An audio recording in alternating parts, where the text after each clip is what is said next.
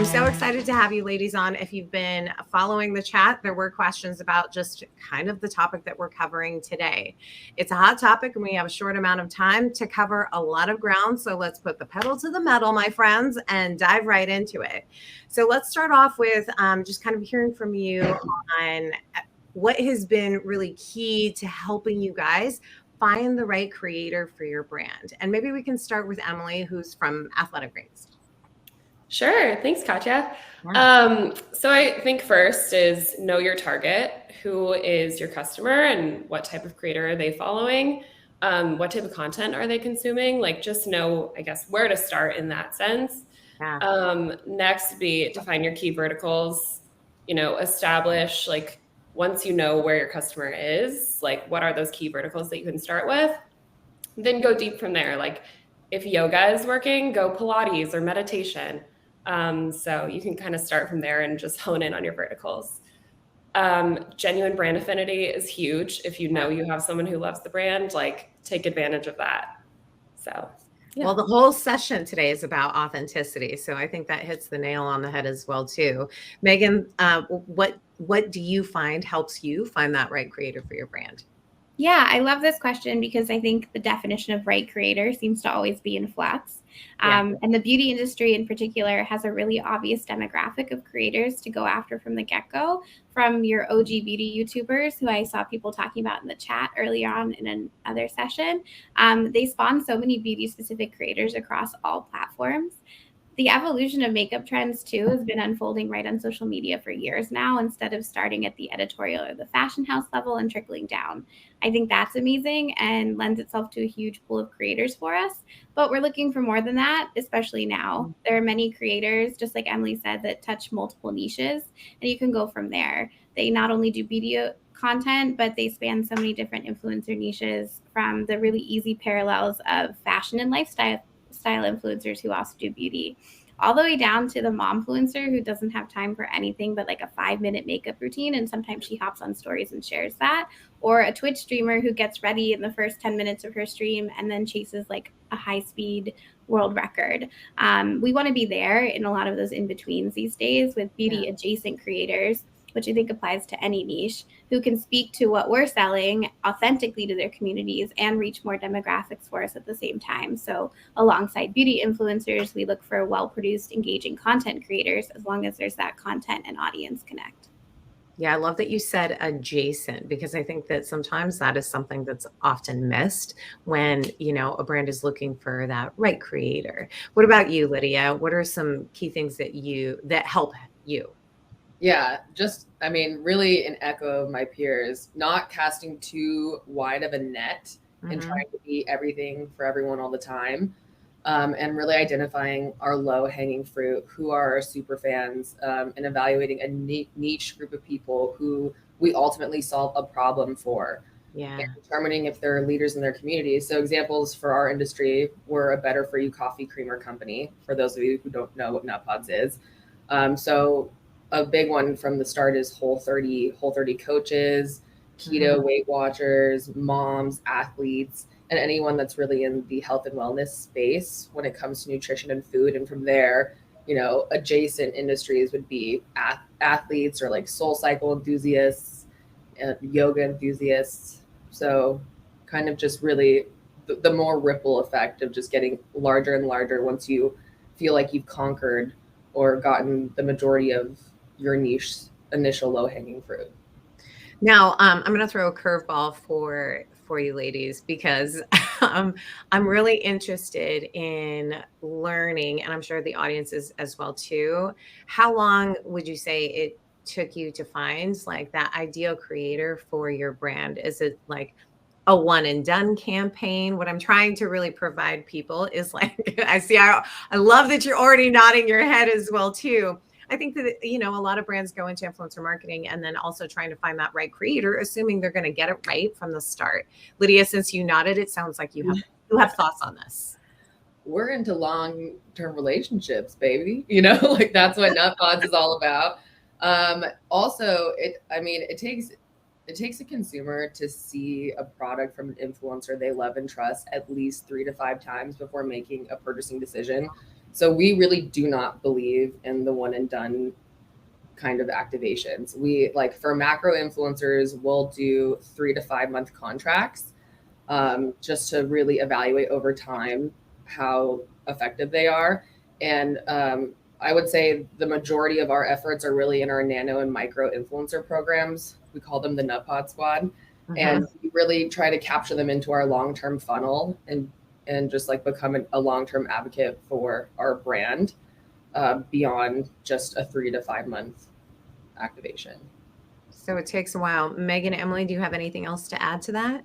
Yeah, and I would just add combining both of those things, a longer term evergreen partnership with being able to test and learn into different influencer verticals is so important. You can't just try one person in one space and assume that it's not going to work for you, because there's so many different factors to consider, and time is one of those as well. So making sure those partnerships can happen multiple times before you really get a feel for how far you should delve into that vertical, or if you should dismiss it altogether. I would never dismiss a vertical necessarily unless I feel like we've absolutely exhausted the influencer pool. Well, and it's also so much about the audience as well, too, right? Like the right creator has to have the right audience for what your brand represents just in general. Now, I do think that finding that right creator is one of the biggest challenges. I'm sure that you guys have encountered some of those challenges. So I'd love to hear, I don't know, like a consistent challenge or maybe a challenge that you've encountered when you're looking for that right creator, and maybe just kind of a tip on how you've overcome it. Let's start with you, Megan. All right. I think the biggest challenge that most of us can relate to is the business needs of an influencer partnership at this point span so many objectives. The creator you're looking for might need to create and edit their own content. They might need to write their own authentic copy with limited help. They might need to perform well on their own channel and on your branded channel, and also convert their audiences. And that's a lot. So when we look at one person programmatically, we really have taken a step back and tiered out our influencers. I don't think you can get very far without a multi-tiered influencer strategy. So when we look at creators, we're trying to fit them into maybe one or two of those buckets. And if they perform in other buckets, that's just a win from there. I love that. Lydia, Emily, challenge? Yeah, I think that's such a cool solution and a way to look at just the variety of value that influencers can bring. What I was thinking is a huge challenge is just like sorting through the noise. So, I think when you're looking for influencers, you get a lot of like inbound inquiries, or agencies sharing partners with you, or, you hear like of all of these people who want to work with the brand. But I think it's important to really be intentional and prospect knowing like what you're looking for, rather than just going for whatever comes in your inbox. So I'd say there's a lot of noise around, and just make sure you're being very intentional with who you're choosing to go after. That's a great tip. Lydia, anything to add? Yeah. I would just say over at nutpods, we're a small company balling on a budget. I would say our biggest challenge to overcome in finding the right influencers is negotiating those prices. Especially, I feel like in today's influencer economy, everyone wants to get paid, right? Yeah. So with that being said, we primarily invest and focus on nano and micro influencers. We bleed through samples. And as I previously mentioned, when we do work with macro influencers, we negotiate 3 to 5 month contracts and negotiate volume discounts. So that is a huge help for us.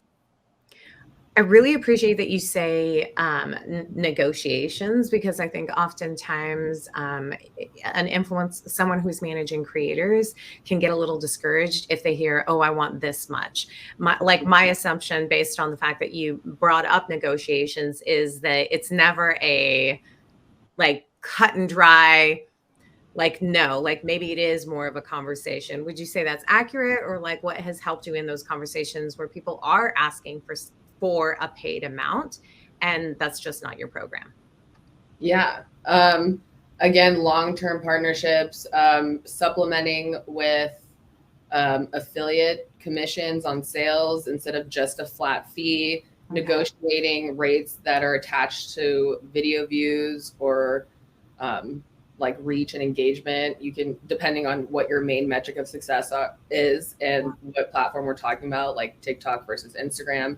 So yeah, you pay for performance, you pay for sales, or depending on the quality of content, you just pay for content creation. I like that. Megan, Emily, do you have anything to add in regards to like just kind of negotiation tips? Yeah, I would say there is always a number that you might get initially where it is a flat no, and there's no room for negotiation. I think that's okay.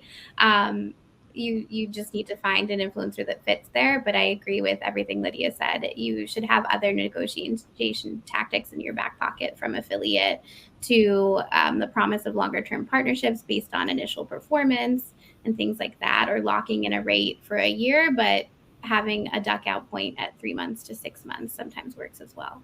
Yeah, then you can really reevaluate or assess the relationship or the partnership and how well it's done. Emily, I don't want to leave you out. Let me know if you have something else to add in regards to negotiations as well, too. Yeah, I completely agree with Lydia and Megan. Always negotiate, I would say. There may be instances where it's tough to, find the flexibility, and those might be because the influencer brings value to the table outside of just like, the quantitative analytics that you're looking at. So, always go with your gut feeling. If it is like a higher price point, but you're just really confident they have the influence to meet your goals, like, maybe try it and build in that opt out, or get some added value. Maybe, you're looking to do an Instagram story campaign. Can you also have them add to their highlights or something like that? So. Oh, I love it. I love these tips. So we've talked about negotiations, we've talked about challenges, and then just kind of looking at different things as well too. Let's double click into the social media platforms themselves. I know that, there are a lot of brands that start off with Instagram and then they want to go into TikTok, or some people are vice versa right now. Nowadays, it feels like with TikTok is your approach to finding that the right creator for your brand the same across social media platforms, or are you looking for something different for the social media platforms? And Emily, let's get started with you since I ended with you last time. Sure. So I would say it's the same in the sense that you are looking for really strong engagement and that real authentic connection with, from the creator with their audience. Different in the sense that, you may be looking at different verticals across platforms. So what works on Instagram may not also work on YouTube. I would say YouTube is kind of a different beast too, because there are such like specific niche channels, like, very specific hobbies or careers. And so you may not think like upfront that would be a fit for your brand, but, maybe those specific like career pages, actually they have built such a close connection with their audience that could be a really great fit for them to authentically speak to your product and how they use it in their lifestyle. So YouTube is a different beast, but I would say definitely same in the sense that you want that authentic connection. I love that. Megan? Yeah, I feel really strongly that you need to meet creators where they're currently active and engaging and really enthused to create content. So in the beauty space, we find a lot of our traditional influencer creators where we may have started our partnership with them there are focused on TikTok, and we want to meet them where they are. We want them to be excited to create content. We want to provide briefs that match that platform and our objectives as well. So while we're still looking at individual performance metrics on each channel, when we start a partnership, we're going to be a little more flexible and try and double down on deliverables whenever possible too. So we know they're going to be creating TikTok content, and we'll try and loop in a reel there too if it's video, to make sure that we're on a channel that we're super popular and comfortable on and we know our audience is, but also dip into where they are. I like that. Lydia?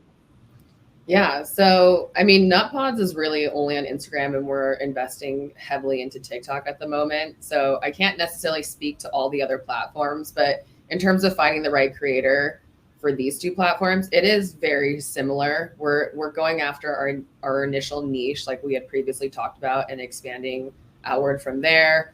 Of course, just like Emily said, engagement is always important. Of course, like video views, etc.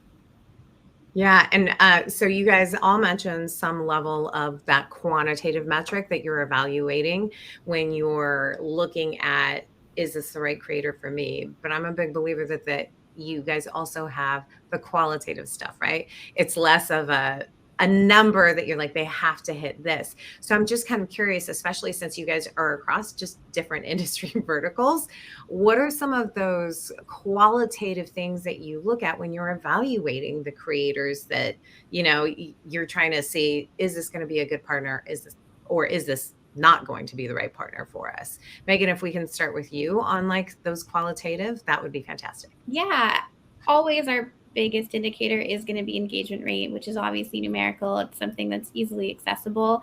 I think, not to keep using the name of the event, but it's our first metric of authenticness. Yeah. If they have a high engagement rate or even an industry standard engagement rate, that's a flag to keep looking at them, a green flag, if you will, and dive in a little bit deeper, rather than a red flag of a really low engagement rate where we feel like it's not worth moving past that point. But really, especially in what I do across scaled gifting, is quality of content. Creators going above and beyond, who lean into trends, who create and edit their own high quality content that lives on their own channel, is a huge indicator of commitment to what they're doing, and someone we always prioritize working with in the nano and micro buckets especially. You can grow with them from there, or you can find ways to utilize their content and really make them a brand advocate, even if they're small. I love it. Lydia? Yeah, engagement rate, just to echo, is definitely our number one metrics. Obviously, video views, we're investing very heavily in Reels and in TikTok. Follower count is still like on there for Instagram, like ish, I mean, depending on how much they're asking to be paid, how often they're posting, of course, quality content. And we always take a look at what they've done for other brands, and evaluate their branded sponsored content to see if it's something that we like and would want them to recreate in our own style. I love it. And Emily, I'm not going to get yours what I want to do because we're coming close to the end of it. And I want to leave our audience with some tips and tricks here. I'd love it if you could provide a tip, trick, or even a hack that you've learned in just kind of finding the right creator to share your brand story. I will go first. So this may sound obvious, but lean on your friends and family for suggestions. Like, ask them who they follow, who are they influenced by? Mm-hmm. And it's impossible to know the first time you look at someone's Instagram, like whether they have a close connection with their audience. Like, you can read all the cues, you can look at their audience insights, you can look at their engagement rate, their demographics, but like, you haven't been following them maybe for months or years. Whereas like, if your friend is like, oh my gosh, I've been following her for years, they always trust her recommendations, like lean into that. So I'm always asking people who they follow, who they're influenced by. And like, that's where you're going to find those hidden gems of who people are obsessed with. I love it. Ooh, do we have time to squeeze in one tip, trick, or hack from Lydia or Megan?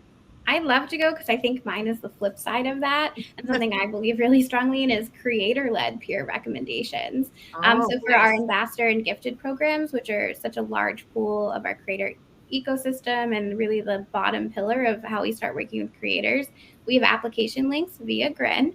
However, we never share these publicly anywhere on our e-com, on our social. Instead, once a quarter, we actually share it within our creator community and ask them to send them to creator friends that they have that they think would also enjoy the program. We're really fortunate that our creators rate the program highly and are engaged. So this leads to sometimes thousands of applications in 1 week for a program that we can go through. It's a lot, but we find they're higher quality, they're already engaged, they have brand intent and a connection within the community that make them a really good entry point. I love it. Ladies, that time flew by, even with technical difficulties aside. So I apologize for that, but I thank you so much for being able to share so much of your knowledge and your time with us. For those of you who are still on, join us for our next session, which is pivoting from e-commerce to retail and back, where it's featuring Michael Preisman, the founder of Everlane. Thank you again so much, ladies. Thank you. You.